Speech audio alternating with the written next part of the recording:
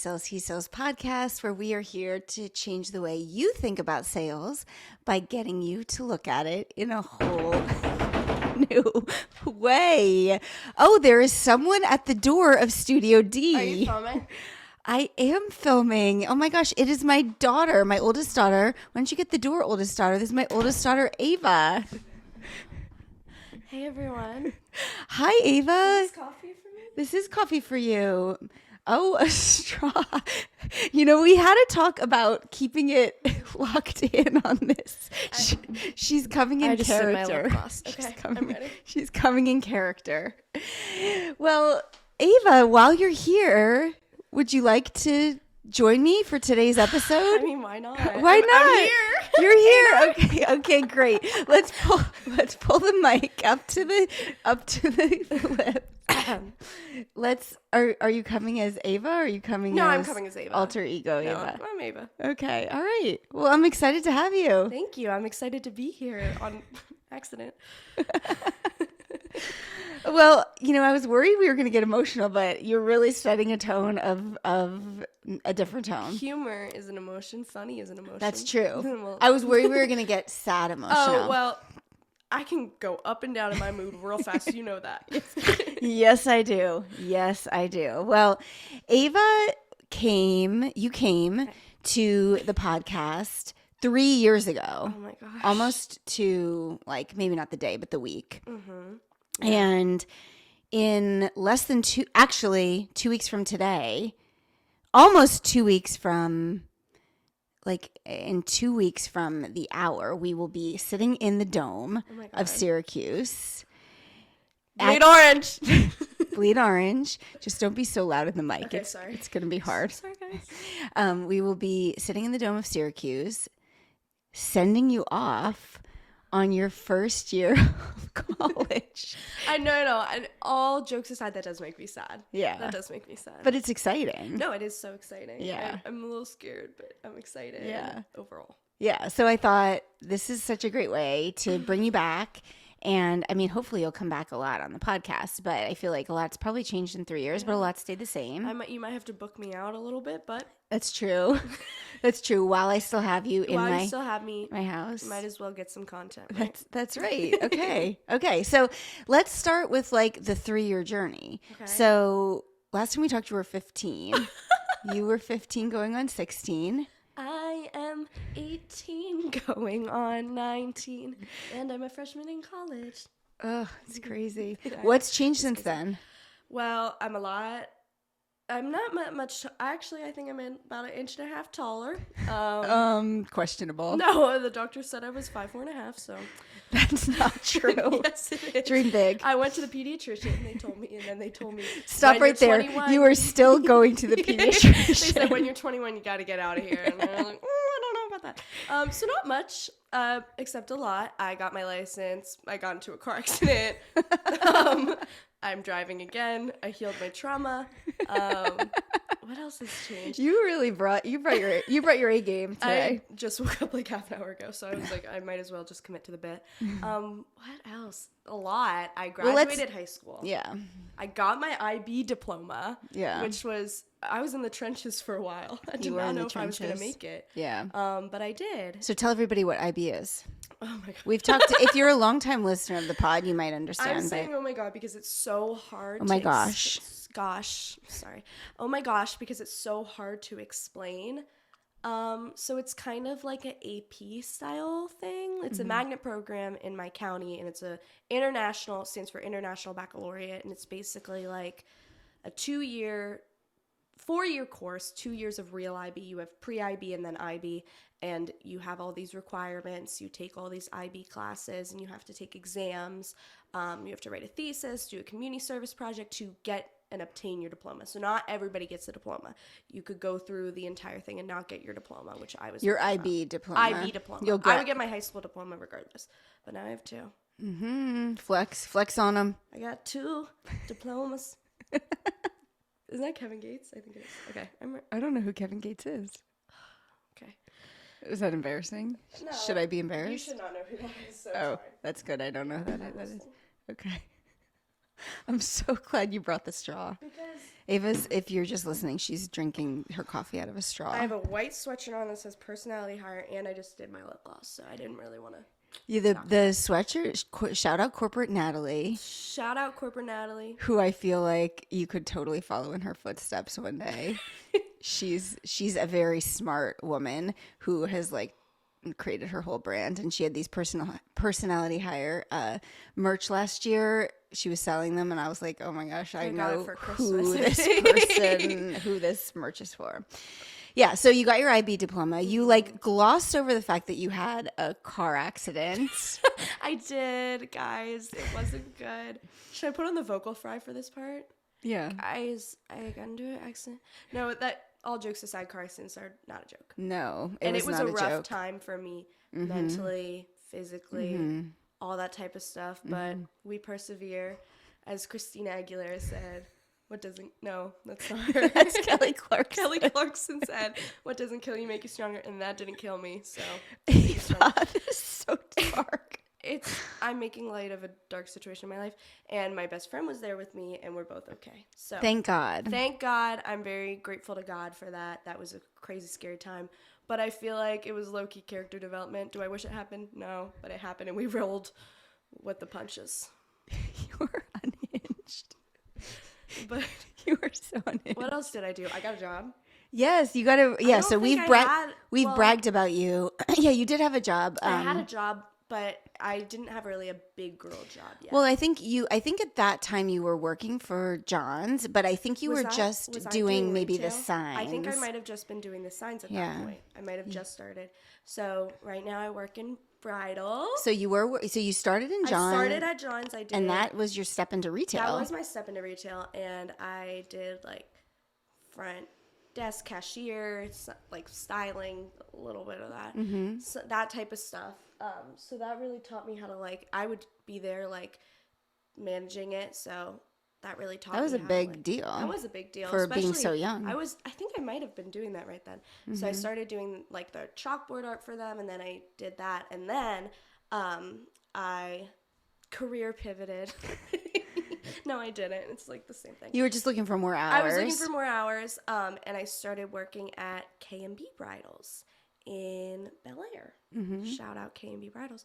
And right now, I'm a bridal stylist there. Which is so fun. It's the most fun job in the world. Yeah. Actually, talk a little bit about how you got that job, because oh my God, this was hustler mode activated. Okay, so I needed money. I needed hours. So I was like, I'm just going to apply to some stuff on Indeed. But to be honest, I was being real selective with what I applied for. I was not applying for Chick-fil-A. You did not tell me that. No, I was not applying for Chick-fil-A. Just because Why not? I didn't want to make the food. I didn't want to deal with the food. I have friends at Chick-fil-A that love that job, and they're good at that job. I didn't apply. But I found Ulta, and I found this bridal stylist position. And I applied for Ulta, and I applied for this, and I was like, I'm probably not going to get the bridal stylist job.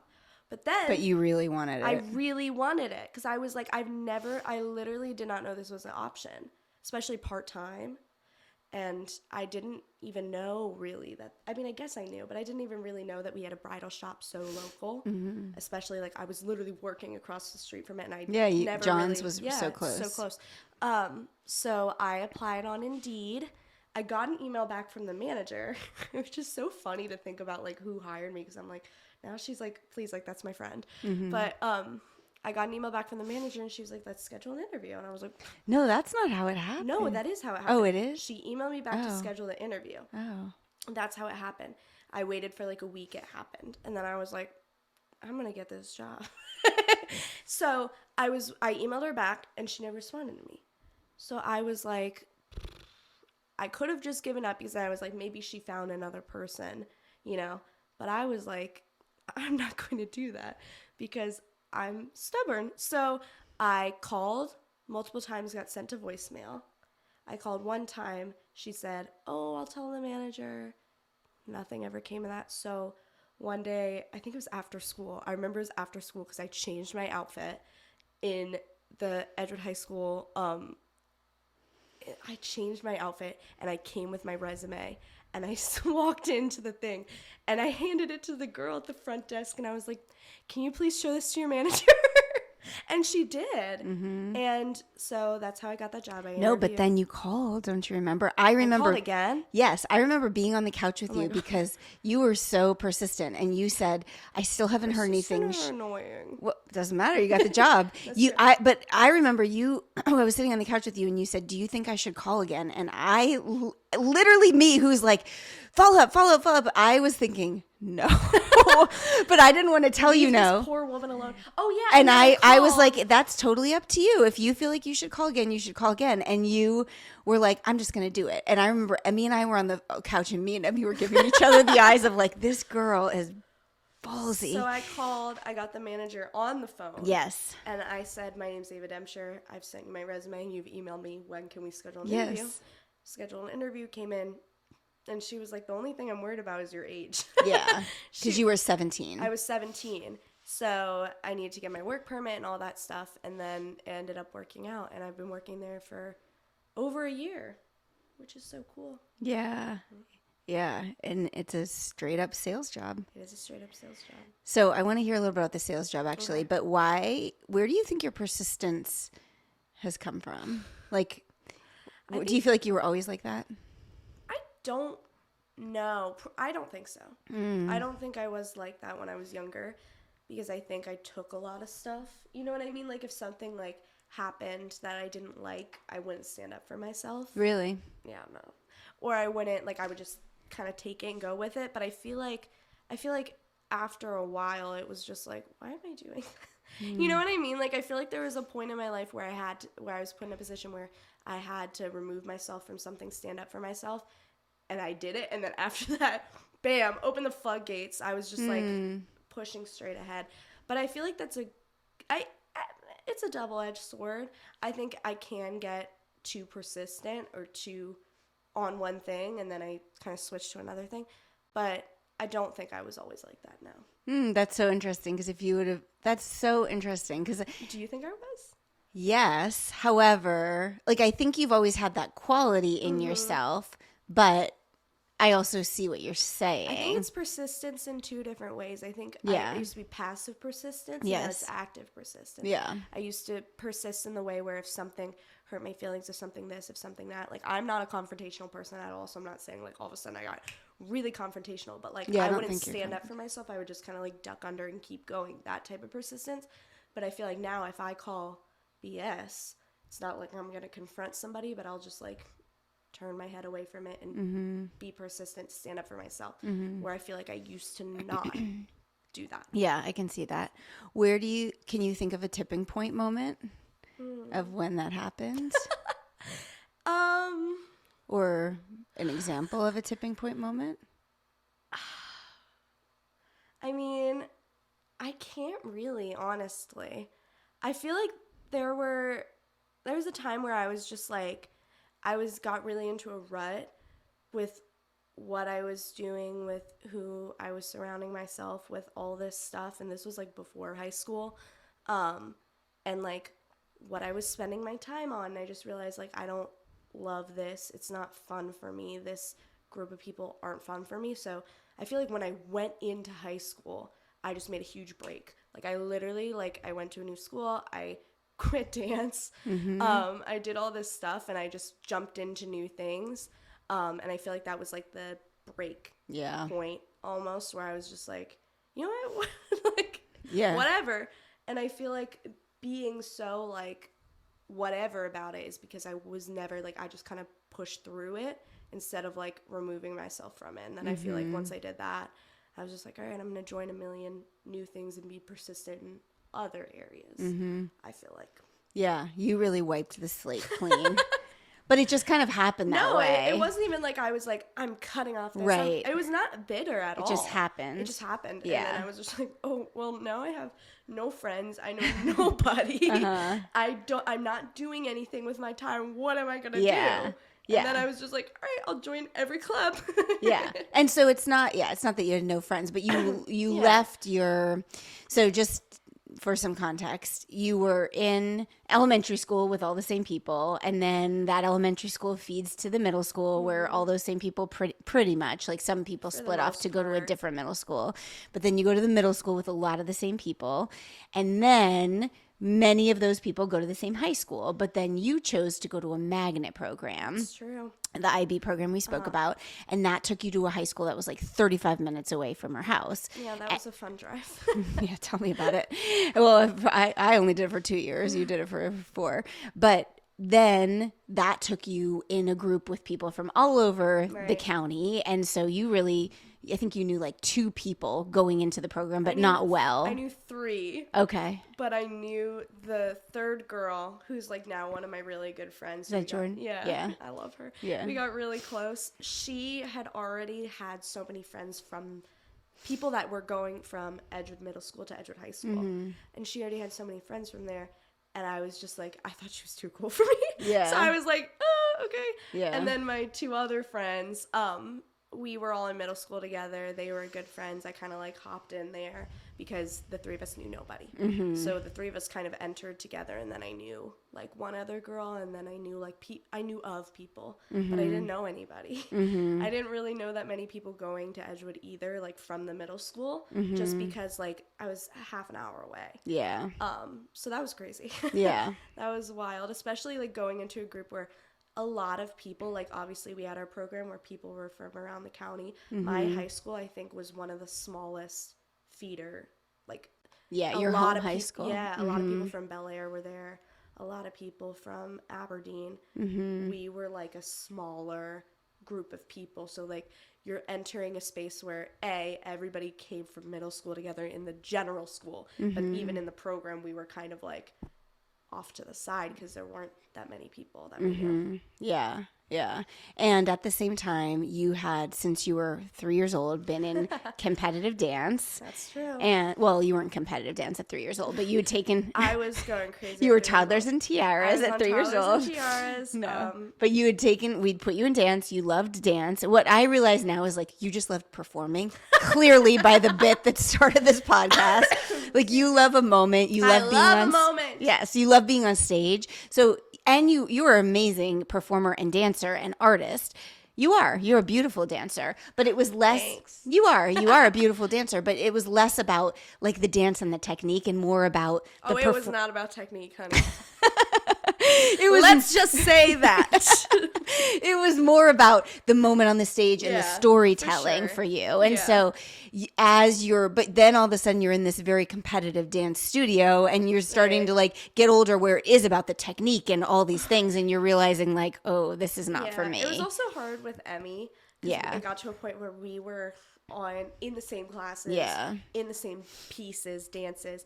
And I was just like, she still dances. Yeah. She was pushing herself to a point where I was just like, I can't see me.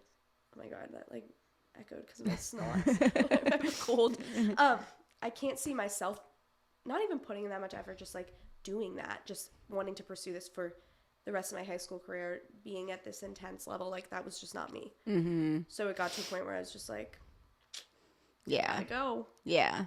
And so that was a crazy time too, because it's like, tell me about it. It feels like now, like telling the story doesn't feel that intense, but like that was like your thing. Like, you know, you spend all your time there. I feel like not even parents, just like as a kid, you have so much pressure on yourself to find your thing. Yeah. In this world we live in. Right. Maybe some kids like really good at baseball, and like most of my friends weren't dancers. Right. Like at school, they were like, they played sports and they were really good at one sport, or they would decide that they were going to do their high school team of this sport. So they were really into... Are you watching how much time we're taking? No, I'm just looking, making she's sure like, we're good. She was 1,000 years too. She's like, stop talking. Anyways, a lot of people had their thing. So I was like, all right, well, I've been doing this forever.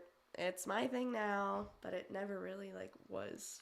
But it was. Well, yeah, but I'm saying, like, I never, like, until I was really in it, I didn't realize I was so, like, focused on one thing. Mm-hmm. And that just isn't good for me. It's good for a lot of people. It's not good for me. Mm-hmm. Yeah. Yeah.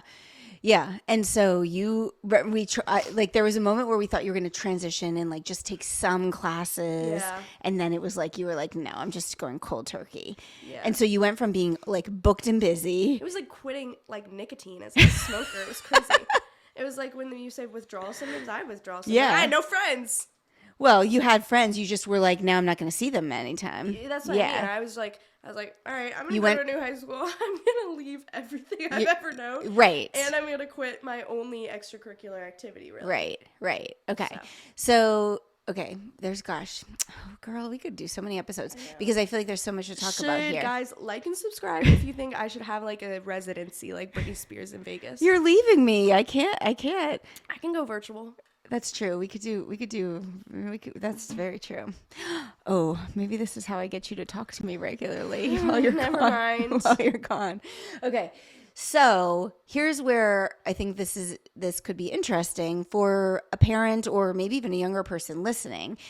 I do think, even as an adult, like sometimes you're in the spot where you're like, I know this isn't serving me. Like I know I'm in a spot where this isn't right for me, but you feel like you're so far deep in this thing and you're like, I am so scared. It's like when you quit your job, when you quit S&D. Yeah, exactly. And you're like, but like, what do I do? Because I literally cannot see the next step. And that was where you were. Now, high school, you could see the next step. You know what you're doing. But even with this extracurricular, like you were quitting dance. And I remember being like, what are you going to do? Like, and I was worried just because I'm like, what's the next step? Like, I want you to stay busy. And what I know to be really important is that kids, teenagers stay involved. And so we were just like, but what are you going to do? And you were like, I don't know.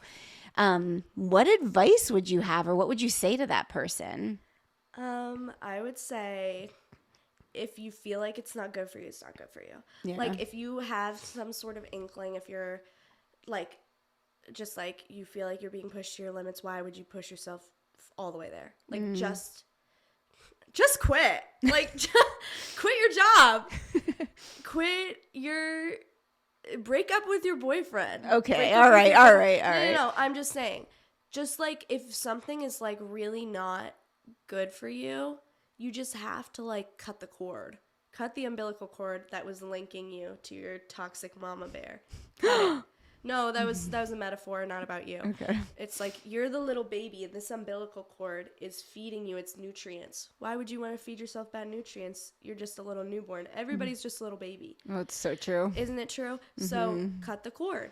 And then once you do that, you can find so many other things to do. Like I remember I literally went on the website for my high school, and I was like, all right, well, I'm not very athletic, but what sport can I play? And I think I was thinking about like maybe like field hockey.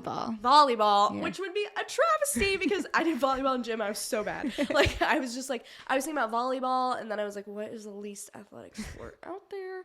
And then I found out we had a cheer team, which cheer is very athletic. Okay, it's very crazy. But I was like, all right, well, I have a dance background, so I might as well do it. And I tried out for the team. Somehow I made it on. And I ended up cheering on varsity for 4 years, which was crazy because I never would have imagined myself doing that.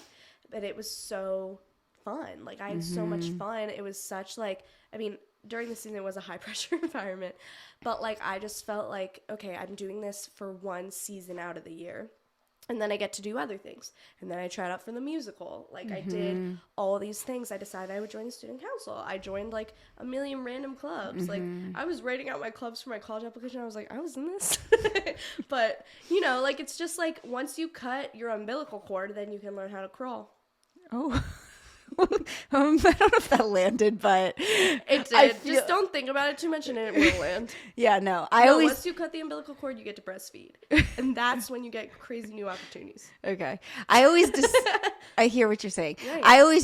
I always talk about it as like you're holding, like, I think of like a fist and you're like grasping so tightly to something and like all around you are all these other opportunities, but you like are holding so tightly to this one thing that you like cannot open your hand to like grab onto anything else. Yeah, that you one's know, a little bit better. No, I'm just. I didn't have much time. I've had time to develop. I've had time to develop that. But it's like you're just like that's all you can see. Yeah. You know, you're just seeing that one thing, and I think it's the perfect example. It's and like I mean, a horse with its blinders on. Yeah, exactly. And then they open the blinders, and they're like, "There's other horses running around." Exactly. Me? There you go. That's a good one. See, you just needed like a beat. Yeah. Give me a beat. But the umbilical cord was good too. Bring the beat in. Yeah, it was good. It was good. But yeah, it was really interesting to see you do that. And I remember when you said you were going to do cheer, Dad and I were like, "What?" Because you would, not gonna lie, you would make fun of cheerleaders a little bit. Did I? Yeah. You would always say like, "Oh, cheerleader." And you sound very peppy on this episode, but you at that time you were a bit of an angsty child at that time. Girl. I mean, as most middle schoolers, Angsty to the max, mama. Angsty to the max. yeah, you were angsty, and I think most people at that age are. I think you have to be angsty for like 2 to 3 years of your life to be a functioning adult. Oh, really? Yeah, because I'm a functioning adult. Really? I'm legal, ain't I? That's a way to describe it. Yeah. But no, yeah. So it was just interesting to just kind of be like, all right, well, I'm going to do it. And then like the year after, like being involved in my school led me to so many more opportunities. Like the year after, I found out that we had a dance team. Or that year, I'd found out that we had a dance team, and we were like the only people in the county to really have a dance team. Yeah. Like one other school. And I was like, all right, well, I'm going to try out for this too. Because the dance teacher was my cheer coach. So I was like, all right, I'll do it.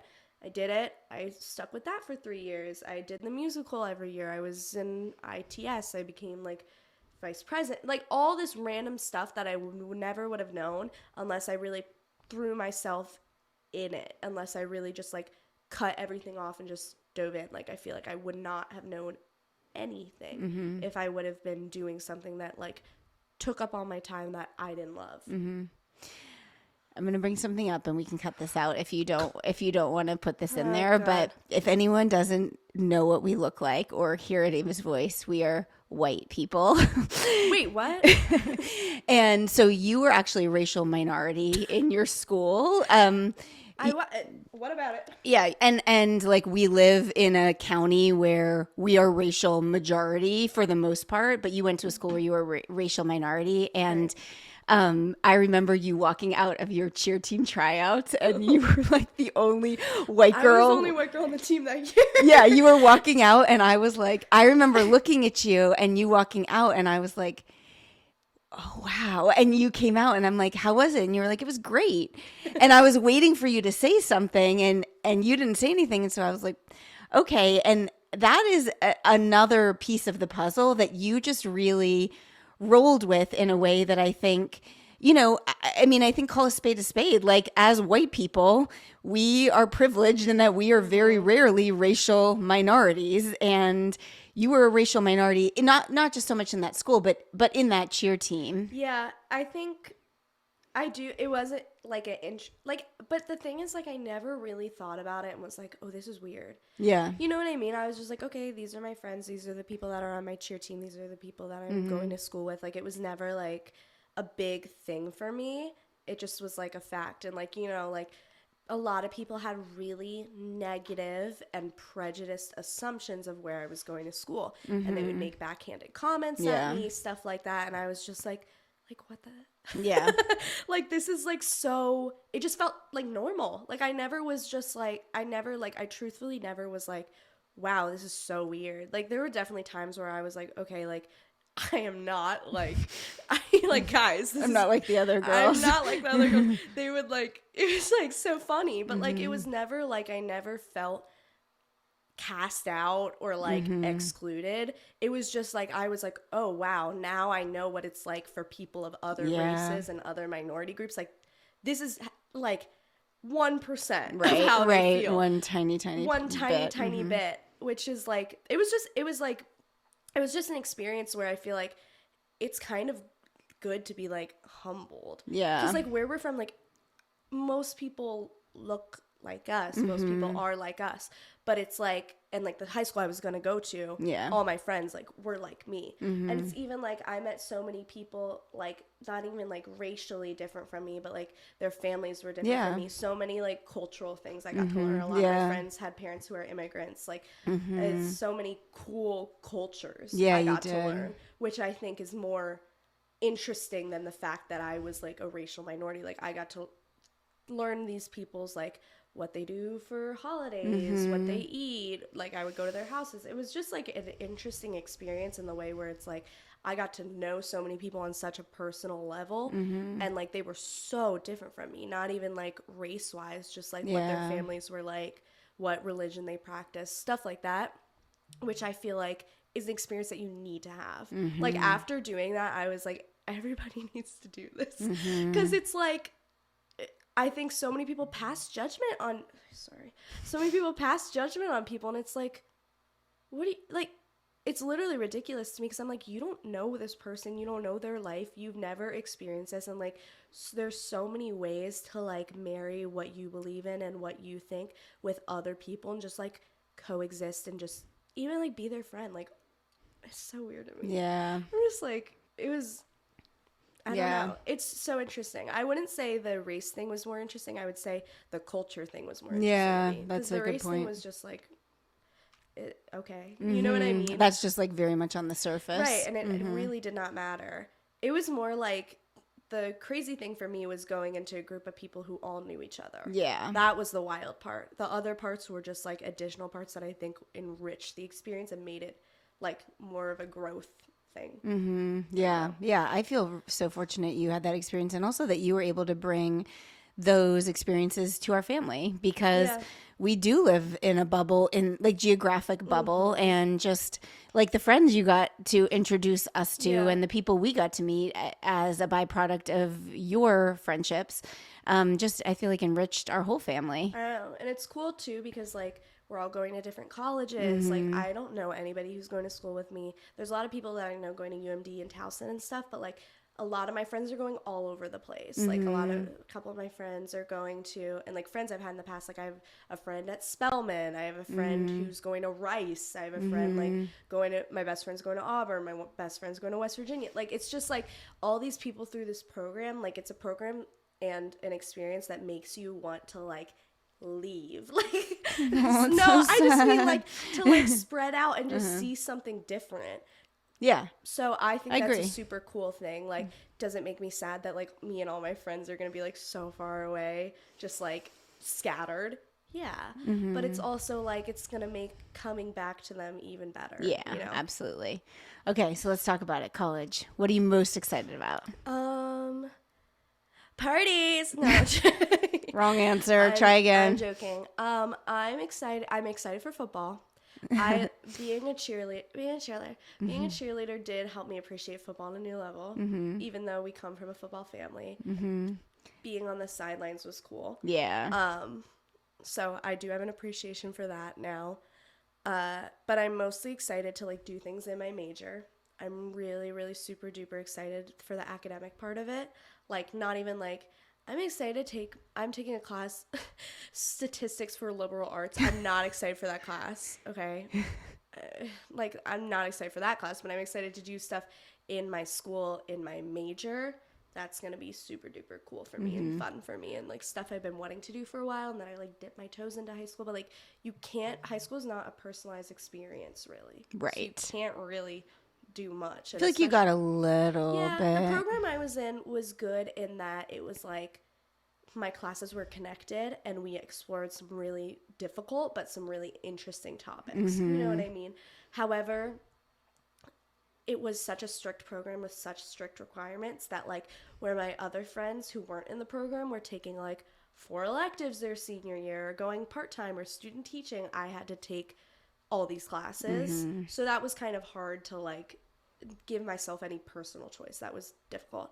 But now it's like, it's just like a world of like, I can really take whatever class I want when I meet my requirements, which is cool. Yeah. What do you feel most nervous about? Oh my gosh. I'm nervous about my grades. Are you? I did not know that. I have to keep a certain GPA to keep my scholarship, which is like a pretty doable GPA. What's the GPA? It's 2.75 for my scholarship.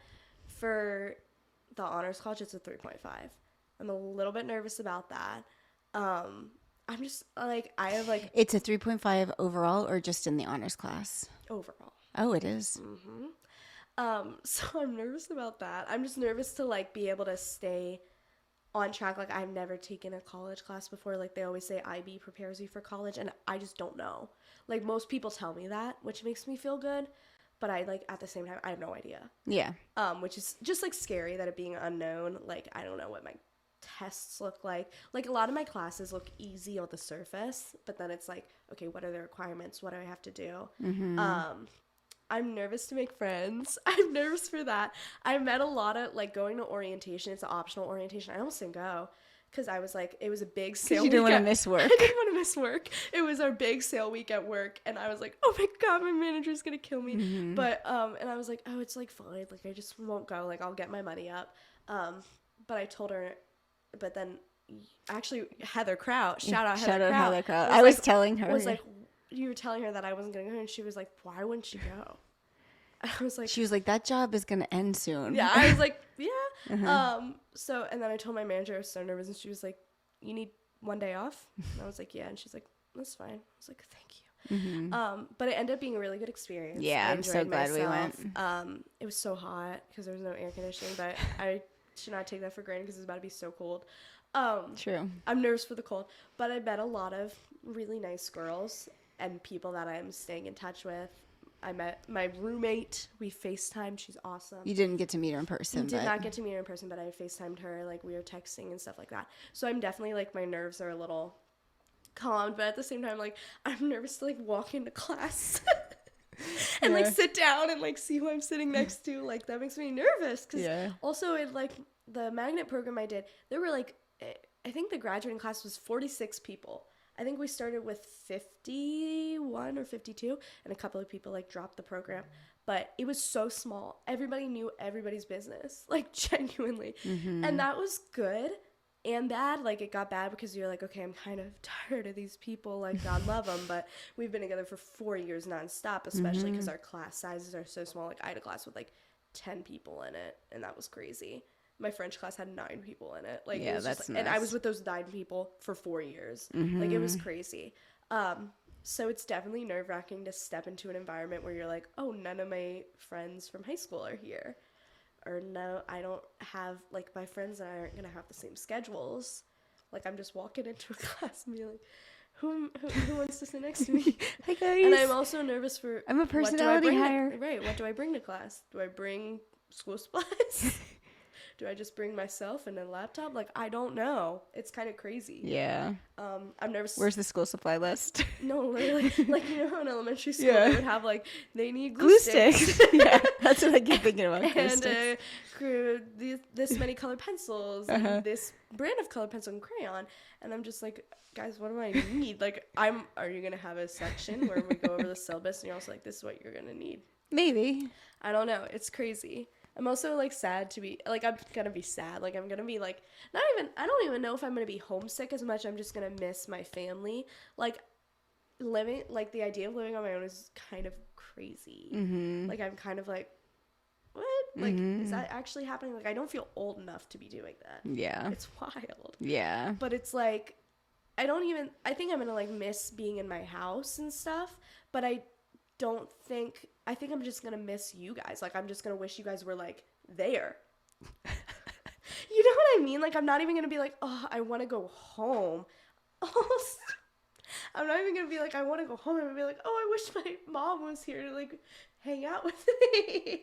I wish my mom was here to get can I say a bad word? No. Crappy dining hall food with me. You know what I mean? Like, I'm not even going to be like, oh, I wish I was home. I wish I was still in high school. I'm just going to be like, oh my gosh, my brother would love to come to this football game. My sister would love. Yeah. I almost said this class. She would not love that class. She would love to go shopping with me. Yeah. My dad would love to, like, go in this, like, walk around with me. You know what I mean? Like, I would just kind of wish that you guys were, like, the companionship. Yeah. Yeah. So, I'm going to miss that. I'm also going to miss, like, my friends. I'm going to miss my boyfriend. I'm going to miss all of them and be like, I wish you guys were, like, hanging out with me right now. Like, I wish we were all in the same place. Yeah. Yeah. Yeah, you were blessed with, like, or cursed with my nostalgia gene. I feel like that's what I just keep nostalgia baiting. Nostalgia baiting. Do you know what's that? So it's like when people make movies and stuff, or like any sort of media that's like focused on nostalgia. So like, I wouldn't call Stranger Things nostalgia baiting, but it low-key is. Kind of. I get that. But it's like, and it's just like, it's kind of like just like, sometimes it can be like a total money grab. Like, it's just like, it's not that good of a movie. But they do it to, do it to be nostalgic. And everybody's like, oh my God. And I get nostalgia baited, unfortunately. Yeah. Like, what do you get baited by? Just like stuff. Like, just like, there'll be TikToks that'll be like, you know, like just like flashing stuff from like the yeah. like the 2010s Yeah. childhood. Yeah. Which makes me sound so young. Yes, it does. Yes, it But does. yeah, no, I get nostalgia beta really easy. Yeah. So. I also got the crying gene. Yeah. We were at the beach and we were just like, I forget what it was. Oh, I was talking to so we go with your parents, Yes. my grandparents, and then your sister and her family. And she was 3 little girls. You're gonna do it again. I'm not going to, but they're like the sweetest little girls ever. And like Emmy and Bennett, like obviously I love them, but it's like I see them all the time. Right. So when we see them, it's so special, especially because I'm like the oldest girl. Like I'm like, oh my god, you're me. Like we're like so alike. And then I feel like the middle girl is so much like Emmy. Yeah. And I feel like their youngest is just like Bennett. Bennett, but she's just like out there. Yeah. I love her. But I was just like I was packing my stuff up because it was like the last day. Home, we were going home, and I was just like, I looked at her and I was like, your girls are so sweet. They're so kind and cute. And I was like, oh my god, I feel like I'm like 45. Like, what am I doing? Like, I'm complimenting somebody on their kids? God, I really am old. But it just like makes me emotional, just like seeing them at their stages of life that felt like so intense and so crazy. And I feel like this is the craziest thing I've ever done right now. Leaving. Yeah. Like at this stage of your life. Yeah, it does. Well, it is the biggest. It is the biggest thing. Yeah. You can fix your cord and put it on there. Sorry. Yeah, I mean it's big. It is the biggest thing, but it's going to be so good. I realized as you were talking, I don't know if we ever even said where you're going to college or what you're doing. I think we did. I said Bleed Orange. Okay. I'm going to Syracuse University. Sorry, I'm trying to fix my cord here. Okay. I'm going to Syracuse University. My major is television, radio, and film in the Newhouse School of Public Communications. Yes. For those who don't know, now you know. Now you know, yeah. Tell the story of, so the other thing that I think could be interesting is like how you, like the whole process of deciding. Worst process of my life. That was stressful. It was stressful. I also feel like, you know, I'm not going to get too much into it, but I feel like this year, Senior year? No, this year of 2025. Okay. I feel like a lot, and I feel like everybody knows this, a lot has changed. A lot has, you know, it's very different from where we were even a year prior, in my opinion, from what You mean just like in the country? Yes. Yeah. Okay. Yeah. Anyways. Yeah. I won't touch on that. But I could spend a whole episode on that. Yeah, we're going to leave that alone. We'll never leave. We'll leave that alone. But I feel like the year prior, even seeing my friends who were now sophomores in college, them go through the process, the type of funding they got, the money they got, just the process in general, it seemed pretty, not easy, but like relatively easy. Most of them knew where they were going by March. Like my best friend Emily said she was always going to go to West Virginia. She like applied, got admitted from rolling admission in like October, and then like in November she committed. Like her process was like from the outside, like, and I know it was kind of a little bit of a struggle on the inside, but like from the outside I was just like, oh, like that's all I have to do. And like it was able to work financially and stuff because she got a good scholarship, stuff like that. So I was like really happy for her, but I was like, this is how it's going to be for me too. I applied to 7 schools, which I have friends that applied to a lot more. I have a friend who applied to like all Ivies, who's the one going to Rice, and like all this crazy stuff. But a lot of my friends and I, like, we all pretty much applied to UMD because that's a fantastic school. University of Maryland. University of Maryland. Go Terps. Roll Terps. We all pretty much applied there because it's a really good school. In-state. And, you know, like, it's just it's a great school, genuinely. So most of us, like, did get in there, which was like an accomplishment in itself. Yeah, because it's very hard to get in. It is. And like all my friends that are going there, I'm like, wow, you guys are, I have 3 friends going there on a full scholarship. That's insane. Like, that's insane. I didn't know they gave those out. Like, yeah, that's crazy. It's big. So it's really awesome for the 3 of them. But like even my friends who are going, like my boyfriend's going there, yeah. Roll Terps, James. But it's like, I have so many friends that we all applied there. We pretty much all got in there. And then we all kind of applied to a bunch of other scattered places. What I didn't expect is thankfully, I didn't really aim for anything super crazy. I feel like Syracuse in the Newhouse program was probably my most competitive. Yeah. I would guess. But every school I applied to, I got into, which was like, I was really happy about that. That was big. I also didn't really have any major reach schools except for the Newhouse program was like my reach. So just for clarity, I'm 7 for 7. Like I wasn't like, you weren't going for big Ivies or anything. Newhouse is like a very well-renowned communications school, like a top #1 in the country. Well, they say on the list. They say on the list. They say that. I don't know. I mean, that's up for debate, but it's like top 10, top 20 for sure. Right. Yeah. So it's a super competitive program. And I was just like, I was really excited about it, but at the same time, I was like, I don't know if I thought, okay, I'm probably going to get into Syracuse. I don't know if I'm going to get into Newhouse. If I don't get in, because they make you like say like, oh, if you don't get in here, what would be your major that you would want? And then they would admit you there. I was like, if I don't get into Syracuse for Newhouse, I'm not going to go. Like, I like the school, but it's like the highlight of it for me. Like, I'm focused on, at the end of the day, my focus is my academics and like what kind of connections I can get. Right. And that seemed like the best option. So I was like, if I don't get in there, I'm not going. So I got in there. I remember it was my last college decision because they give those out in March. Yeah. Other schools, like some schools you found out in early, December. Yeah. I found out from Pitt first in December. Was it Pitt? Mm-hmm. Oh. Yeah. I thought it was Pace. No, it was Pace. That was like November. It was like really early. Yeah. I forgot about that. But most of the every school I had applied to, I found out. I really liked Pace. Yeah. I like my school better. No Tina. Oh, yeah. Yeah. But yeah, I was able to find out super early, and then it's like by March, a lot of my friends had committed, or it felt like. Yeah, it did feel like you were one of the last. I was. Like, I know that for a fact. I was one of the last people. Like, it was just kind of crazy to me. It came down to your last kind of choices were. Wait, it came down to Pitt. I really liked Pitt for a while. And we were waiting on like more money from Pitt. You got money from pretty much everywhere, in some way, shape, or form. I didn't get money from one. I'm not going to disclose their names. One school didn't give you money. One school didn't give me money. But I mean, the fact you got into all the schools, and got money from every school I'm one, like so grateful. Is huge. Yeah, it was like it felt good. Yeah. But it's also like comparing what the money I got from other schools to people who had graduated before me, even like did, and I say this in air quotes, less than me, compared to what kind of funding the federally was being given out, like what we saw, like me and all of my friends that applied, like even my friends who were like way smarter than me, way better SATs, stuff like that, the money they got, it was great. It was a shock to me. Yeah. Because what I had heard from friends prior, the type of scholarships they got, the stuff they got, I was like, okay, I'm going to get that too. Because we're on par. We're in the same program. We do the same things. Like, we're on par. But just all around, like, even the people who were valedictorian, like, obviously the full scholarship people, like, that's crazy. Right. But it's like, from most schools, nobody was getting the type of money they had gotten before.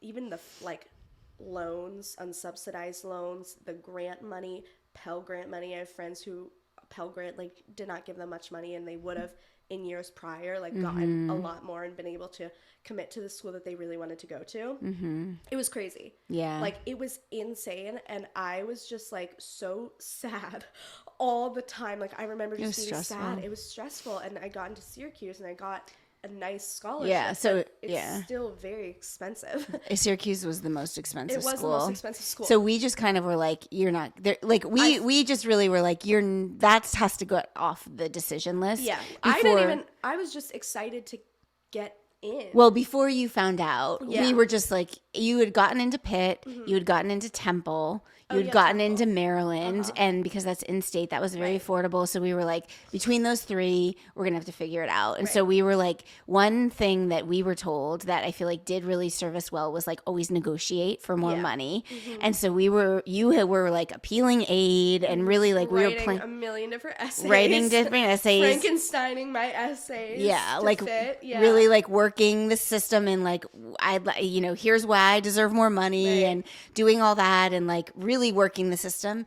And between those three schools and like Syracuse decision hadn't come in yet. No. And so I was always just like, I'm not going to go. Right, like, because it was so expensive. Yeah. At all. Like, I really didn't, because I didn't think I was going to get the money that I did end up getting. And even beyond that, I was like, I'm not going unless I get like a full scholarship. Like everything's covered. Well, I think at that point we realized like, oh, a lot of money doesn't come in. So we were like, if they give you money, it's going to be like $10,000 and that's barely going to put a dent in it. It's not going to do anything. But what they did was give you half scholarship, half tuition, awesome. Which was amazing. Yeah. It's huge. You were a leadership scholar. Yeah. And we realized that's very rare. Yeah. So that's huge. And it ended up being like, compared to the other schools I applied to, even the schools who were at a lower cost, they gave me money. They didn't give me enough money to where if you put the two things against each other, it would seem crazy. Yeah. You know what I mean? It's all in the same ballpark. It ended up being very much in the same ballpark, which I thought was ridiculous. And then we went back to Syracuse and you appealed twice.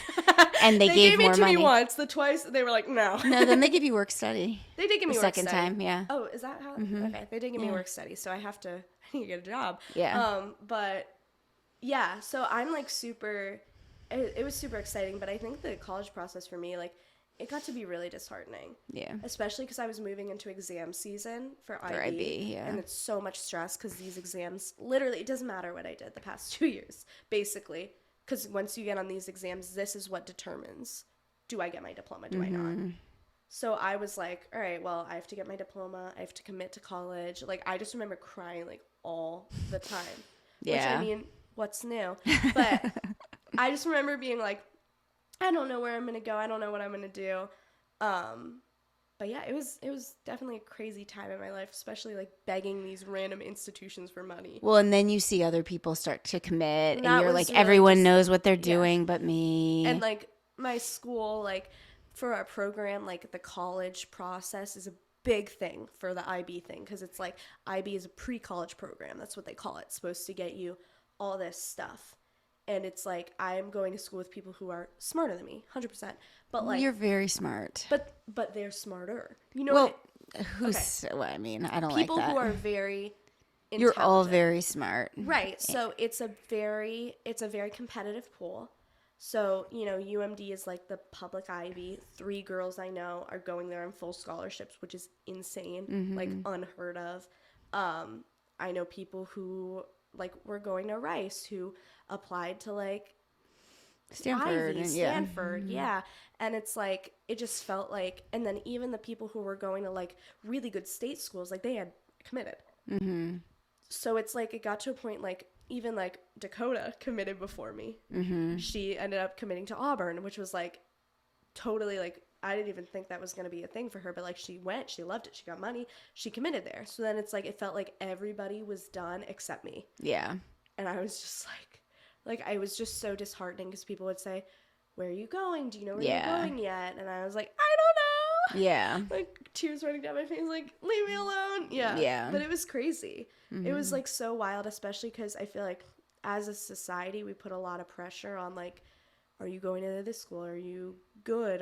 Did you get money? Did you do this? Did you commit yet? Did you, all this stuff. It's such a spectacle. Yeah. So it was like really hard mentally. Yeah. And I didn't expect that. Yeah. I really was just like, I'm going to apply. I'm going to see what school gives me the most money, and whatever school does that, I'm going to do it. Which you did go to the school that gave you the most money. You also went to the most expensive school that you applied to. I'm at the lowest cost. But like, you know what I mean? I was just like, I figured like, okay, I'm going to apply to Syracuse. It's probably not going to happen. Like, I literally did not think that was going to happen, which is like crazy to think that. But it was your top choice. It was. Yeah. But I was like, it's not going to happen. Which is crazy to me to be like, oh my God, I made it work. It's also the farthest away. That is true. But that also means like the other schools I applied to, like I did not apply to any schools that were far away. No, 5 hours. It's like 5 hours, which is like not fantastic, but it's also like, yeah, it's doable. It's okay. Like, and it's an easy drive. Like it's not like it's literally just like straight through like country. Yeah, it's not like you're like highway. Bumper to bumper traffic kind of drive. Yeah. It's like a country kind of drive. Yeah. Yeah. For sure. But it was a crazy process. Yeah, it was definitely. It was toxic on our family too, I feel like. It was stressful. Yeah. Because then it's also like, Emmy's friends asking her, where's Ava going to school? You know, just like random people that are like well-meaning, who want to see what you're up to, who want to see how it's going. And it's just like. Yeah. Well, also, yeah, the financial decision, the financial implications, It's and hard. making the right Yeah. decision, and the ROI of all of it, of Right. like, is this the right thing? And I mean, I have full faith that you're going to make the most of this, but we always say, like, you're really not going for the grades, you're going for the connections, and that's in this field you want to go for, television, radio, film, like. It is about learning the things, but I feel like you're going for connections. Like, For this is sure. about And meeting that the right was people. the school with the best, like, hands down, any school I applied to, best connections, 100%. best program, best alumni network. Yeah. Like, their alumni network, like, Mike Tirico. Yeah. Like, crazy. Yeah. Craziness. And it's just, like, it ended up being, like, like, I always wanted it, but I just didn't think it would work. Well, actually, Chris Wallace, who's the interview that is airing right before your interview, is a Newhouse alum. Yeah. Yeah, which they talked about. Yeah. And Allison Cooper, her husband, who's a client of mine that lives a long time, she sells, is a Newhouse alum. And Dad and I actually talked to a bunch of Newhouse alums before we were like, yes, let's do it. Because we're like, is it really worth it? Will she get a job? Is it really worth it? Because, like, obviously, like, film, like, I have a lot of friends. This is also a hard part of the college process, too. Like, my boyfriend is going for kinesiology. Like, he wants to be, like, a physical therapist. My best friend is going for nursing. My other best friend is going for finance. Like, I have friends that are going to, like, planning on med school. Like, they're going and they're starting, like, med school, stuff like that, lawyers. And I'm like, I'm going to get my degree in film. Like, it's just, like, it was definitely, like, a lot of people kind of looked at me funny. Like, they were just like, really? Yeah. Because it's, like, when you're in that program, too, there's so many high achievers that want high achieving careers. NIB, you mean? Yeah. Yeah. Engineering, all that stuff I listed. I think there's 3 other people in our program that are going for, like, art. But, like, the other people are going for, like, visual, like, painting, visual art. Somebody's Music. going for music, Yeah. like, because he's, like, crazy good at, like, so it's, like, definitely going for film, like, something that I can't, like, I took a film class, but it's not like I had a crazy portfolio or anything. Like, it was just like, all right, I'm going to do this. Like, the other people, they're good at art. This guy is good at playing the cello. But it's like, I was just like, all right, well, I'm going for film. And people are like, what? Like, I just don't think it was really expected of me. No, I think this is obviously your thing. Well, yeah, but it's like, you're a storyteller, you're a communicator, clearly. It just felt like an interesting pivot when a lot of my friends are going for something super serious. Maybe to like, you. I don't think to anyone looking at you. My friends would joke with me, like, my one friend would joke with me, she's like, you're getting your barista degree. I was like, all right. Who said that? Jill. Oh my gosh. But it's funny because Jill's gonna be a freaking orthodontist. You know what I Yeah. mean? Like, it's all these people, and I'm just like, all right, well, I'm doing this. But it's like, honestly, like, it's the bet. I'm so excited about it, and, like, they tease me, but, like, they know this is gonna be a good thing for me. They're very like, they're very supportive of it. It's just, like, to me, it was just really interesting that I was like, all right, I'm doing this now. It just felt kind of crazy, and it feels kind of weird to be, like, going to school for it a little bit, because it's something that's kind of, like, not out there, but it's like, well, I feel like what you're doing at Newhouse is, yes, but you're in this school that it's very multimedia focused. So you're going to have a lot of, there's going to be broadcast journalism that you're overlapping with, and there's going to be actual, like, creative writing you're going to be overlapping with. So, right now the focus is film and screenwriting and directing, and that might be exactly where you land in 4 years. You also might find another path through it too. You just really don't know. No, so, for sure. and that's what's so cool about this school, because you were also looking at the VPA, and that's where I said, no, we're not paying for that. Which is like an art school. Yeah, within and what Syracuse, I found out is that VPA, from my understanding, which is visual performing arts, yes, is more of, like, cinema studies. And that's what I learned from Maryland. I applied to the cinema studies program. Both of those are, like, movie critics, learning different types of film, which, like, I love that, but that's not what I want to make a career you want to create. out of. I want to create, I want to, direct, I want to produce, I want to do all these things that I could probably achieve if I was there. But it really, like, these are the school I'm in is the practical skills that I think, from what I understand, what I need to get where I want to be. Yeah. You have one class that I'm, like, nerding out over. Multimedia storytelling. Yeah, I'm like, I have a lab for it. I was like, I guess I'm just gonna be using a camera, but I'm I so don't know. excited. It's gonna be interesting. I'm gonna be asking you all about I know. it. I'm like really excited. Like me and my friends were comparing my schedule. My schedule's like actually stacked. Like I have 5 classes on Wednesday.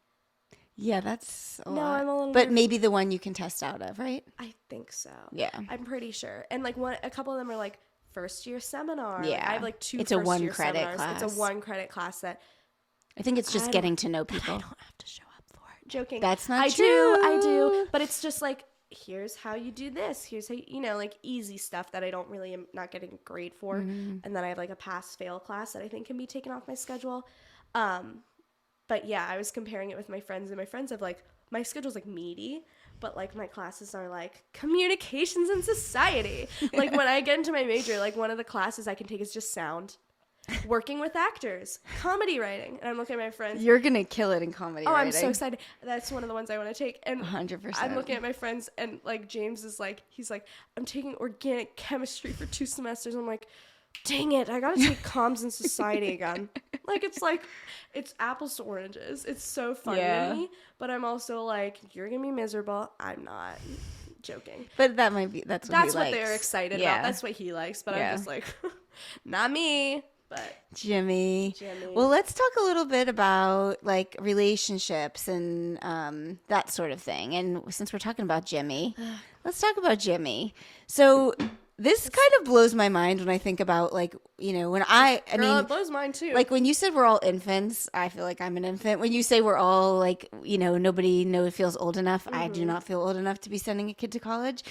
And so when I think of like, I have a daughter going to college, and I think like what surprises me, like the fact that I have 2 daughters that have long-term boyfriends. Oh my God, I know. Surprises me like, because what did you put in like our formula? I don't know, because I did not have a long-term boyfriend in high school. Now dad was always the monogamous, had a long-term relationship. So maybe you got that from dad, not from me. No, I went to high school and I was like, I'm gonna go on dates like they do in the movies. Like I'm just gonna go on dates. Like, you know what I mean? Like you were not gonna I'm have a just gonna, boyfriend. Like, go to dinner with like guys. But that's not what people do. Nobody does that. But going to dinner with guys in like whatever the ancient times was like, okay. Joking. In the time where I wish I was born, now is like, I'm gonna Snapchat this guy a picture of the wall. You know what I mean? Like that's the equivalent. So you and James, your boyfriend, have the same boyfriend for 3 years. 3 years. Since my freshman year of high school. Which is actually, like when I say it out loud, it's like crazy. Yeah.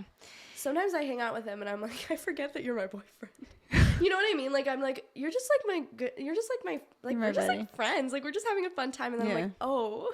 Yeah. Which is like, I feel like that's a good thing. Like I feel like it's like we don't take ourselves too seriously. He doesn't take me, no, joking. But we don't take ourselves, I don't take him too seriously. He doesn't take himself too seriously, and vice versa. Mm-hmm.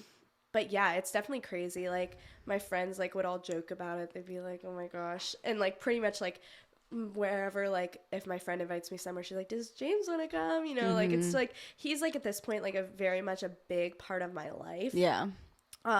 Which is crazy because like 4 years ago, if you would have been like, oh, you're going to be in this, not even a long term, the same from your freshman to your senior year, like that's a lot of change from who you are your freshman year to who you are your senior year. Like I'm very different, he's very different, which is like, it's just sometimes I like think about it, I'm like, wow. Yeah. It's weird. Yeah.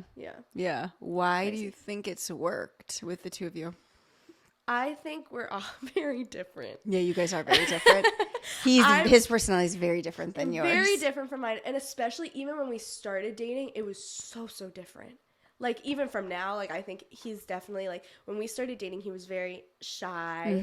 Like I was the one who initiated pretty much everything. We talked for like, even like when I say we've been together for 3 years, we also talked for like months. So it's been, I remember telling you like, you guys better lock in if you really like this guy, because I liked him and he liked me, but it was just like he was very like socially like awkward, and I'm very socially not. Like I'm very like out there, and he was very like reserved, and I was like, do you even like me?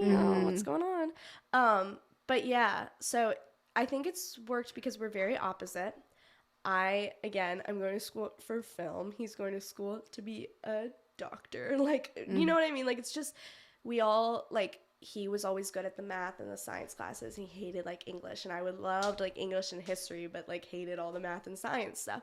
So we were like very opposites. I think it worked too because like I think as we were together, we started being more like each other. Like he definitely became like more like socially like open. Like he made a lot of new friends. He's friends with all of my friends. Like stuff like where he just became like, he used to be really reserved. He's like kind of out there more. And I feel like I also kind of did the same. Like I'm still very like, don't get me wrong, I'm still very outgoing, but like now I feel like I have a side to me that's like reserved, that like I just want to be with one person, be here. I don't want to go out, do stuff where I feel like excuse me. no, my freshman year I would be thinking, oh, I'm going to be hanging out in giant groups of people all the time. I feel like we've like kind of inversed on some things. And I think we have the same values. Yes. He's also a very like committed person. Like he's very hardworking. Yeah. And that's something that like I never would have thought like, oh, I'm going to look for a guy who's super hardworking. You know what I mean? Like when you're 14 years old, I'm not like, I want a guy who's attractive. You're not like, I want a guy who's really hardworking. Like, you know what I mean? Yeah, like I'm not 30, but I think that's like what he's very mature. Yeah. But he's also very immature. Like, you know what I mean? Like I feel like he has really mature qualities that like kind of draw me to him. But I mean, yeah, like I feel like it's worked because like he's let me grow and he always lets me very much do my thing. You know what I mean? It's not like he's like, you need to be doing this, you need to be hanging out with me now, all this type of stuff. He just kind of lets me go off and do my thing, and I let him go off and do his thing. So it's nice to be with somebody who lets you kind of like do your thing. Yeah. Yeah, I feel like you guys have a lot of respect for each other. Yeah. Like, and I it's see like, that. we're not going to the same college. Right. He's going to Maryland. I'm going to Syracuse. Like, we want to stay together. That's the plan. But even, like, when I was considering Maryland, like, I was telling him, and I'm like, I don't like the program. I'm not excited about it. Like, I'm not really excited about the school. He's like, then why would you go? You know what I mean? Like, obviously, like, finances aside, he's like, go to the expensive school. No, but he's like, he was very excited about me going to Syracuse. Like, he's never made me feel like guilty for not like being closer to home or choosing the same school he's at. Like that was the only school we had overlap on applying to. So I just figured like, we're probably not going to go to the same school. Yeah. And he made the same assumption. And for a while we weren't sure. Yeah. Which was crazy. Cause then I was like, do we want to go to the same school? Yeah. You know what I mean? Cause we're both very independent. Yeah. So I don't know, but it's been like, it's crazy talking about it. It's wild to me. Yeah.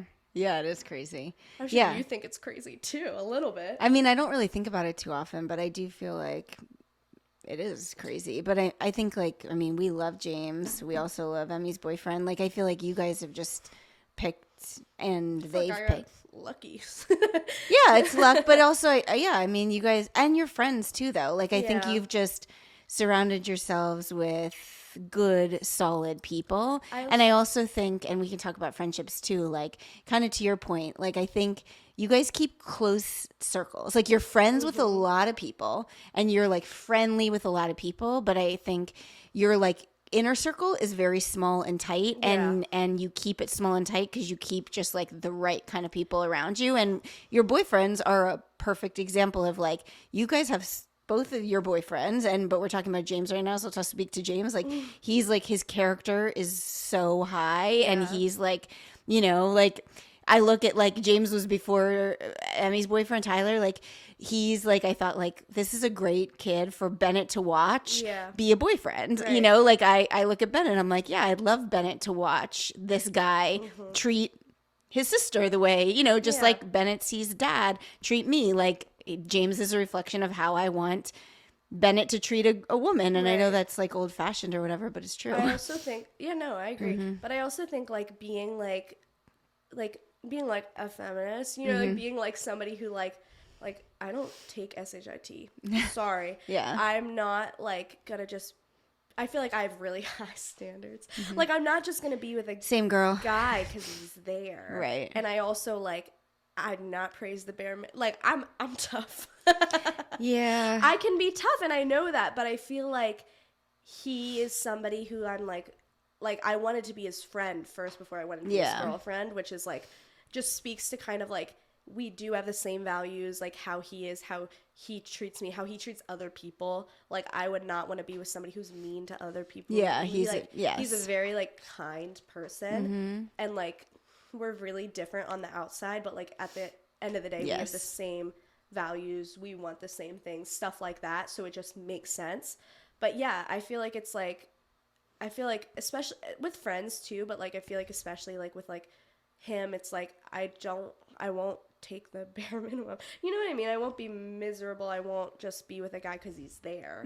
So I feel like that's what, like he holds me to a high standard. Yeah, I was going to say, I think he does the same. I hope he does the same for you. No, he does. Yeah, so that's also, I feel like, why it's worked, because, like, we hold ourselves to our individual standards. We hold each other to a standard where it's, like, you know, like, even with school, we were in the same program, we did the same things, like, we would study together. If we did a group project, if we did something, I would make sure he's on his stuff. He would make sure, like, he would help me with my math and science stuff. I would help him with English, like, vice versa. Yeah. You know? So yeah, I've seen him call you out on stuff. Oh, yeah. Like, I'm saying all this. I remember last year, like, there was some issue with, like, a teacher or cheer. There's some issue. God, and I remember, I don't remember what the issue is, but I remember he came in and you were yapping about something, and me and Dad were, like, about to give our advice, and then James stepped in and gave the advice me and Dad were about to give, and we were like, okay, yes. No, like, we did not even have to parent because James just did it for us. No, like, sometimes he'll just be like, and I'm like, whoa, where'd you get that from? From me. You know, like, it's like, it's so funny though. Like, it's definitely crazy, but it's been such a positive experience. Like, I wouldn't trade it for anything. Yeah. And then friends. Yes. Yeah. So I remember when middle school is hard for everybody. So Girl. I remember last podcast episode 3 years ago, we talked a lot about friends because you were coming out of, like, I feel like you were in a good spot with friends then, but you were coming out of, like, a hard spot with friends. Right. Everybody has hard stuff. Yeah. What have you learned about friendships over your time in high school? So I feel like, again, I do have, like, a really tight circle. I have people that and this might not be a good thing, like, but it works for me. You know, I have James, I have Dakota, I have Emily, like, those, especially my junior year, like, those were my people pretty much. And then I have a lot of friends outside of that. I feel like I felt like I'm the type of person where, like, I just call everybody my friend. Like, you know what I mean? Like, I'd come home, I'd be like, my friend did it, and I'd be like, who? Like, it's, and I'm like, oh, like, they're in my class. You know what I mean? Like, I just call everybody my friend. So, like, just assuming everybody's my friend, I feel like has given me really positive results. That's interesting. No, like, actually, like, I think embarrassment is a social construct. I don't think anybody should be ashamed of anything. So, like, I'm going to put myself out there. So I'm just like, you're my friend. You know what I mean? Like, we're friends. Sorry. But it's not even like we're friends. You have to come over to my house. Like, we're just friends. Like, we'll talk. We'll do a project together. We'll text. We'll be on, you know, all this type of stuff. And I feel like that's been really positive for me. Just, like, if I like this person, if they seem to like me back. Because you can't just be like, you're my friend. This person hates you. Which I've definitely done that before. But it's like, okay, you're my friend. And I feel like that's given me really positive results. I also feel like I'm very much a floater. Like, I feel like it's like in IB, in that school, there were a lot of different friend groups, and I feel like I would just kind of hop in on everyone. I feel like definitely, like, me, Emily, and Dakota were kind of a friend group, but like bigger, larger friend groups, I just hopped into. You know what I mean? Like, I was like, okay, I have my circle. I love them. They're my people. Like, I'm tight with them. But also, like, I'm not the type of girl that's like, I just want, like, one really close friend. Like, I'm good with having a small group of close people that I'm really, like, personal with. But also, like, I want to have a big network of people that I enjoy hanging out with. So I definitely did that. I got really close with, like, 3 other girls, like Jordan, Jakai, and Dejane. I got really close with them this year because, like, again, like, I just assumed they were my friends. Like, I always called them my friends, and then we were in, like, classes together, and we all, like, made a group, you know, like, all this stuff, and I got really close with them. Like, they came over, stuff like that. And then I feel like my senior year especially, like, I was not embarrassed by anything. Yeah. Like, any rumor you heard about me, it's true. I am joking. I'm just saying, like, everybody in that program, everybody knew everybody's business. Yeah. So I was like, all right, well, you guys are all my friends now. I don't care if you don't like me. But yeah, I felt like I just made a lot of friends. Like I hung out with a lot of different people, which was really fun. You know, because I never have really been present in a big friend group. Really never. I feel like I've always had multiple friend groups, but I've never been like a member. You know what I mean? So I think that's a good thing for me. It works for me. But yeah, like what friend wise, like literally just assume everybody's your friend. Yeah. I feel like that's also given me like really like girls I thought I would never talk to. You know, I'm like, okay, you're my friend. I just feel like I'm a very like positive person too. I'm very much an optimist. So it's like if somebody dislikes me, you know, it like breaks my heart. But it's like at the same time, like that's one of my flaws. Like I want everybody to like me, but at the same time, like I just try and be friendly to pretty much everyone. You know, like there's some people who aren't my people and I'm not their people, you know. But assuming everybody is your friend kind of it made me just happy. Like even if they're like, who is this girl? They're like, she's calling us her friend. I'm just like, guys, you know, which is just like good for me. Like, and it's led to some really like fulfilling friendships with people who I wasn't previously like super close with, which is exciting. Yeah, I feel like you did pretty much there was not a lot of drama. No, do you feel like there was? Actually, I don't. Yeah. Not necessarily like involving me. Yeah, not involving you. Not involving me. Like you knew about drama. Yeah, girl. Yeah. But it's also like the benefit of being in all these different friend groups is like you're never really wrapped up in one person's drama. Yeah, I feel like you were good with everybody. And I feel like Emmy's the same way. Like good with lots of people. Yeah, for the most part, I would say. I mean, somebody's gonna watch this episode and like post me on Instagram. They're gonna be like, what is she talking about? That's not true. No, but like for the most part, like obviously like I was in drama at some point. I probably was in drama my senior year that I can't like think of right now. But for the most part, like it wasn't that much. And I feel like, and something me and all my friends talked about is like the senior year, my entire program, we got really like close, which was really wholesome because there was so much like through freshman through junior year, like there were a lot of fights. There was a lot of like cattiness between everybody, boy problems, all this stuff. I feel like senior year, everybody was just like squash the beef, move on. Well, yeah, I guess I should say if there was drama, I feel like you didn't really let it get to you. For the most part. Yeah, like I remember there were times where you did get upset by certain situations. Like I can think of one in particular. But I'm still not over. You are, but I'm not. But like for the most part, I feel like you would have like a moment, like a day, and then you just kind of like moved on from things. Yeah. And like I would be still mad about it, but you would be over it. I think it's because, again, I assumed everyone was my friend. So if I lost a friend, if I got in a fight with a friend, I have another friend. Yeah. But it's like my close friends, like I feel like we would get like into arguments, we would get into fights, but it's like we love each other. We're so close, everything's so intimate that it's like it's fighting like sisters. Yeah. Like it's like when Emmy and I fight. But it's like when I don't know. I just feel like my senior year, any beef that I had with anybody, I was just like, move on, go for it. And that was like literally the best. Like even girls who I was probably rude to them, they were rude to me. We got in fights. It literally didn't matter anymore because we were just all cool with each other, which was so fun. Like I loved that. You know what I mean? Like it's just like, it was just fun for me. And I think that's the best way to think about it. Like, you want to be with people that you can have fun with. And, like, sometimes you literally just have to get over it. Yeah. And that's hard for me. Yeah. Like, I'm a very emotional person. Sometimes I am really sad when people hurt me, but they don't see it that way. Yeah. They're not trying to hurt me. They're going through things themselves. Yeah. So it's like going into our senior year, everybody was just, like, putting it all out on the table. Now we're all friends. And I loved that. Yeah. That was fun for me. Yeah.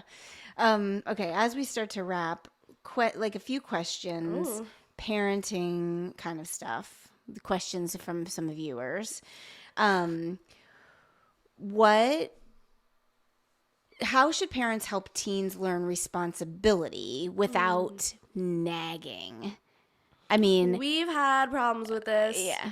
Yeah. Quite a few. We probably just had a problem yesterday. Not even, no. Yesterday? No. Just like a couple of days recently. Yeah. All the time. Because I'm also, like, I feel like you and I are very different. Like, I feel like there are a lot of ways where we're so similar, but, like, I'm a very type B. Yes. I'm a type B person. You're a type A person. Yes. And that can clash. Yes. I'm mean, still learning responsibility. Get a job. Kids. Get a job. Honestly. I feel like, I mean, like, there's a lot of ways where I'm not responsible. For sure. You know what I mean? Like, there's stuff I need to grow in, and I know that. I think sometimes just letting your kid fall on their face is a good thing. Yeah. And, like, I'm not a parent, so, like, I'm not going to say, this is what you need to do. But it's, like, let your kid get a job. If they, you know, I just feel like me getting my job has taught me to be, and, like, even before I worked at KMB, when I worked at John's, like, taught me to, like, you know, be meticulous, be responsible. Like, I'm responsible for somebody else's stuff now. Yeah. Because sometimes it's hard for me to, like, treat my own stuff with, like, quote-unquote respect. Because it's like, oh, it's just my stuff. But, like, you always say, like, that's my stuff. My stuff. That's Krista's stuff because she bought it for me, which is true. But it's like, to me, I'm like, oh, this is my shirt. I'm going to shove it in this drawer. Yeah. You know? But it's like, when you're responsible for somebody else's stuff, when I'm responsible for the store, when I'm responsible for somebody's, you know, experience, customer service, stuff like that, it holds you to a higher level of responsibility. And maybe I haven't integrated all that into my life, but I feel like it's definitely taught me, like, okay, I should be more responsible when other people give me their things, when I'm sharing something, when it's in a shared space, stuff like that, which has been helpful. But yeah, I think sometimes independence breeds responsibility, honestly. I think if you are codependent or dependent on somebody, it's hard to be responsible because you have all your responsibilities taken away from you. And, like, I'm not the expert. I'm not crazy responsible. I would say I'm appropriate responsible. But it's like, sometimes you just have to kind of, again, cut the umbilical cord, let the baby breastfeed, you know? The baby breastfeed. That analogy is not quite hitting, but I know what you mean. It's what happens. So we all breastfed at some point, probably. But that's still very dependent. So that's cut the umbilical cord, put the baby let the in baby a swaddle, go. Let the baby go. Let it cry. Yeah, cry it out. Let it cry. Cut the umbilical cord, sleep train it. It's just an it. It. Yeah. Yeah. I do think even this college stuff is very interesting. Like, you're in the Facebook groups and you see all the parents. Oh my gosh. The boy moms. It's not just boy moms, it's girl moms too. I think here's a great example. I think in some ways, I'm sure I still do a lot, or, you know, probably too much for you, but I don't know. Keep doing what you're doing, girl. Well, I don't know. Like, I do think I don't do a lot in a lot of ways. And a good example is when you had the orientation. Like, I didn't look at the email. I didn't know what you were supposed to pack. Like, yeah, and that's how I forgot a fan. I literally just was like, here's, you know, you pack. And so on the way up there, I'm like, hey, can you send me the email so I can get the info? And I'm like looking, I'm like, it says you should have a bathing suit. Do you have a bathing suit? And you said no. So we, like, go to Target to get you a bathing suit, even though you didn't need it anyway. Right. And then it's a cute bathing suit. It is a cute. You got a good bathing suit out of the deal. And then I'm like, hey, it says you should have a fan. Do you have a fan? No. So you just had to go without a fan. Then it says, it did not say anything about linens. You took all of your bed linens. So you had to drag your linens, and that was a pain in the butt. So it's like, you didn't read through the details, and you had some consequences. Like, they weren't that deep, but, like, you were uncomfortable without your fan. You had to drag your extra stuff. And there were I was talking to a lot of parents, and I was like, oh my gosh, my daughter brought her linens. And they're like, oh, I did all the packing. Most of the parents I talked to, they said, oh, I did all the packing. Seriously? Oh, yeah. Now I'm doing all the packing for you, for real. That is true. Because I feel like that is a mistake I don't want you to make. That's a little scary. Yeah, like, one night of mistakes, fine. Like, a semester of mistakes, I'm not willing to have you make those mistakes. But yeah, I do think, like, I don't know. I let you and your sister make a lot of mistakes in those ways. Like, you have to be responsible for your own things. Sometimes you have to let your kid fail. Sorry. Yeah. That's how I think about it. Like, if I, like... And your brother. What? I said you and your sister, and then I said and your brother. No, come on. I need he's saxophone. 10. I need saxophone. You did not give him saxophone. Yeah. I just feel like sometimes, like, I would forget. Like, I'd be like, shoot, I forgot this at home. And, like, it's 30 minutes away. You were not going to come get me my thing. No way in hell. So it was just like, all right, well, that's that. I just have to deal with it without it for a day. You know, if I forgot my phone at home, have to deal with it. Forgot my laptop, deal with it. You know, like I just had to kind of go with it. When I didn't have my car because of the accident, that was definitely responsibility. I felt like I learned to be really self-sufficient, because it's also like we got into a habit of me driving myself. You were not driving me. So then it's like, if I was always doing something after school, so sometimes you would pick me up, sometimes I had to figure out a ride, you know, and it was a couple of months. That was a rough time. That for was me. September till, you didn't have your new car till April. Yeah, it was hard. That was hard. Not gonna lie, like it was really rough. I was like crying all the time just because like I was like low-key traumatized, and then I felt like I lost so much independence. Yeah, it like really sucked. That was hard. It was really hard. Like when I think about it, like it's kind of it's a blip on the radar now. Yeah, I feel like, because it's like I've been driving for a while, everything's been good, but it's like that was a really hard time. Knock on wood. But it was a really hard time for me, and at the time it feels so big and so important, but like I think it did teach me to be more independent, because I would also be like, all right, well, I have to do this, so who's going to give me a ride? Are you going to give me a ride, or do you have to work? One of my friends lives near me. Can they take me to my house, and then you can pick me up? Just like stuff like being logistical that like with the car, like you don't have to worry about that. You're just like, all right, I'm going to do this after school. And that's what I definitely did my senior year. I'd just be like, you'd be like, where are you? I'd be like, I'm at this club. Like, you know what I mean? Yeah. But yeah, that was hard, but that was also like very much, you know, I got into an accident. Like it was his fault. No, joking. They ruled it 50-50. They didn't they? No. Would they rule my fault? Yes, they ruled it. It was not my fault. They ruled it 100-0. Okay, I thought in favor of not you. Well, it should have been 50-50. Okay, well, we don't need to get into the we don't details. need to get into it. You were literally a very new driver, and you did make a pretty big mistake. I did make a mistake. Yeah. Should he have hit me? No. He definitely had some responsibility. Everybody had a little bit of responsibility, but also, okay. You know. Moving on. You wouldn't make that mistake again. You wouldn't do it the same way again. And it's like, I really wanted a car. And we fought about it. I was like, I would send you in the middle of the day. I'd be in science class. I'd be like, check this out on Facebook Marketplace. Yeah, well, and that was a whole thing, because we didn't have collision insurance on the car, so we lost the money on the car. Right. So then we're like, we're not going to go now spend another $10,000 because you just lost that car. So it was a whole thing. But then we didn't have it. So it was a whole thing. It was rough, and it was just like, but like low key, like, and it sucked, and I was really upset about it, and I was really upset at myself. I was upset at you guys. I was upset at the situation. Like, I was mad all the time. But it's also, like, I kind of had to, like, fall on my face and take the L. Yeah. Which made me more independent, made me a more careful driver, for sure. Made me more grateful when I did have a car. Yeah. You know, to, like, you know, really, like, okay, be meticulous about things. Yeah. So that was a major fail. But yeah. It just sucks in the middle. Like, the teaching of the lesson sucks for you. I will say, as the parent, it sucks for the parent too. Yeah. And I know for you, like, it might not feel that way, but like, it would be so much easier to just be like, let's just get her the car, because it's going to make her happier. It's going to make our life easier, because we don't have to listen to you complain or cry. And it would make us easier too, because we don't have to do the driving. Right. So like, it would make it easier for everybody. So the lessons you have to teach as the parent really suck. No, yeah. You know, because like doing the right thing is the hard thing for everybody, for your kid, for you, but you just know it's the right thing. So that is really hard. Yeah. So the nagging, like, I definitely am a nagger. Really? I am a nagger in a lot of ways. I've tried to pull back from the nagging. Yeah, I think so. I feel like I've gotten a little bit better. SOS. No, I'm joking. You definitely have. I feel like I've gotten a little bit better. Especially because I've gotten older. So it's like, I feel like I'm a grown woman. What are you going to nag me about? Well, that's true. And I feel joking, but like, it's like I got to a point where it's just like. Yeah, you're like, I'm like, well, what am I going to do?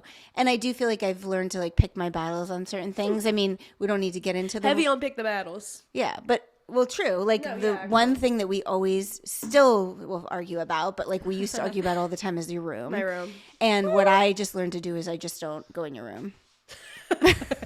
There's definitely like, I think like for both of us, there's just a level of like blissful ignorance. Yes. It's just like, stuff. I just like, I'm like, I'm not going to fight with you about this today. Why would I ruin a perfectly good day? Right. You know what I mean? Exactly. Which is like, and some people will hear that and be like, oh my God, that's so sad. But it's like, it's also like, I'm getting to a point where like I'm closer to like being I'm closer to my frontal lobe developing than I am to being 10 years old. You know what I mean? Yeah. So it's like, it's to a point where I feel like we're getting to a point where I have to start forming an adult relationship with you. Yes. And then, like, obviously you're still my mom and I'm still, like, a kid in the grand scheme of things. But, like, it has to be a point where there's, like, mutual respect and, like, I have to respect you more than you have to respect me. But, like... Well, it's both ways. Yeah, but, like, you know what I mean? Like, there's still a level of, like, you're my mom. But it's at the same time, like, I am getting older. I'm getting too old for certain things that we used to argue about because now that's on me. You know what I mean? It's like less of a micromanaging thing and more of like, all right, figure it out, which is like a good thing. Yeah. It's more of an independent relationship than it used to be. Yeah. Yeah. Yeah. One thing, right. It is hard. One thing that I feel like we learned, so like in middle school, it was very hard. We had we went through a very hard time. You were going through a hard time and then it turned into a very hard time for you and I. Yep. And one thing through therapy that we learned was that I remember, I don't know if this was my thought or the therapist's thought, but like one thing that I just always came away with was like the mother-daughter relationship is just like any other relationship, like a relationship you have with a romantic partner, a relationship you have with a friend. And that was kind of a newer thought, like in that it takes work. Right. That was a newer thought to me. Like as a daughter with my own mother, I had never thought of my relationship like that. I'd always been like, well, it's my mom and she's always going to love me, which is true. Right. Your mom will always love you. That is she's always not always going to like you. Well, my mom did always say that to me. You've never said that to me, which makes me happy. Because if you said that to me, I would probably run away from home like I used to pretend like I was running away from home and I would go to the bus stop. That was just an 80s and 90s thing, I think. I love you, but I don't like you right now. But the idea of like your mom will always love you. Your parents will always love you. But I think the idea that you're always going to have a good relationship, you take that for granted as a kid and as a parent. Like, well, we'll always be good, but not necessarily. It takes work, just like a sibling relationship take work. So that, like in the middle school years, I feel like I had to wrap my mind around that too. And then like I had to teach you, we have to work on this. Like it's not going to be good just because we love each other and because we want it to be good. And so I feel like we have always had to come back to that. Right. Because we've had some, and still do have some nasty fights. And I think that's important to say. It's like Housewives level sometimes. Sometimes. Yeah. We should get our own like Bravo show. We can kill it. We can just I just think that's important to say, and I'm not embarrassed to I mean, I would be embarrassed to air those fights. I would be too. Yeah. But, and I don't... I think in the past, I hope I've never called you a name. No joking. I don't think I've ever called you a name. I don't think I've ever called you a name. I know I've cussed. I've cussed. Really? But yes, I've cussed. But like, I've never called you a name. Yeah. But I'm not embarrassed to say we've had really intense, yelling battles, because I also think like sometimes that happens, and like sometimes it's ugly, and sometimes these relationships can get like that, and it doesn't mean it's a bad relationship. Like that makes our and this might sound naive, but I feel like that makes our relationship better. Yeah. Like I feel like if you like never fight with somebody, it's like a boyfriend. If yes. you never fight with a boyfriend, like you don't love him. No joking. But it's like if you don't argue, if you don't disagree, then like neither one of you is growing. You're just okay with like either keeping things from each other or not growing with each other. And I feel like it's the same way. Like if we never argued, if we never fought, then like we wouldn't understand each other on the level I feel like we understand each other on.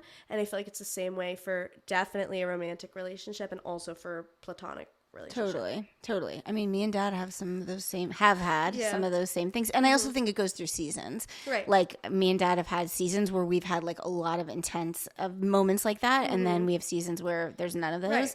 And I feel like you and I go through those seasons too. Oh, for sure. Yeah. So there's a season that happens 1 week every month, and that can really get ugly. So true. So true. It's kind of a season that comes around, but it's a season that happens every month. That's so true. That's so true. The mood is full. That's so joking. true. I know that's not true. Anyway, well, maybe we'll just do this once. Wouldn't that be fun if we just time this up once a month with our... oh my God, that'd be awesome. With our, don't say it. Don't say it. You can't say that. It's not appropriate for the airwaves. It's 2025. Don't say that. They're not ready yet. They're not ready. We'll get canceled. If you say it, it's going to get bleeped out. It's going to be like... We're going to get the E. We're going to get the E yes, rated. rated E. I've always wanted to get rated E on this podcast. I can do that for you real quick. No, you can't. Personality Bite hire. me. I can do it. Personality hire. All right. Well, let's wrap it here. And then we're definitely going to have you back. Hopefully I might sooner than 3 years. I mean, you did do the little Mother's Day episode. That was just a taste. And that was like, they cut out my best moments. I did cut out. You did cut out a lot. I want a director's cut of that. And I'm the director. You can edit. You can do that yourself. I told you should start your own. I low-key, I'm pretty sure we I feel have like that might podcasting happen. equipment. I feel like that definitely might happen. I think we have a podcast 100%. lab. Just one, just for podcasting. This is just. It might happen. I might become an influencer. Who knows what the world has in store for me? I feel like I'm I'm never gonna sell out. No, you're not. Oh, you should sell out. If you get a chance for a cash cow, I really pray you sell out. I'll sell out if it pays off my debt. I really pray I taught you well enough to sell out. Corporate Natalie, I always say Tinks. Is she a sellout? No, but that girl is making bank. She's so yeah, smart and good for her. savvy. Good for Tinks, her. smart and savvy. Come on, you give me Tinks vibes. No, we love Tinks. She's I'm not saying I don't love her. I'm just saying she's a Stanford grad. I don't know that woman from Adam. Okay, well, you give me Tinks vibes too. Smart. What about, ever thought of Ava vibes? Yeah, Ava. I'm an individual. Yes, you are, but I'm just saying it's What would my big, podcast be big, called? big things in store. Your favorite podcaster's favorite podcaster. Sasha Colby reference.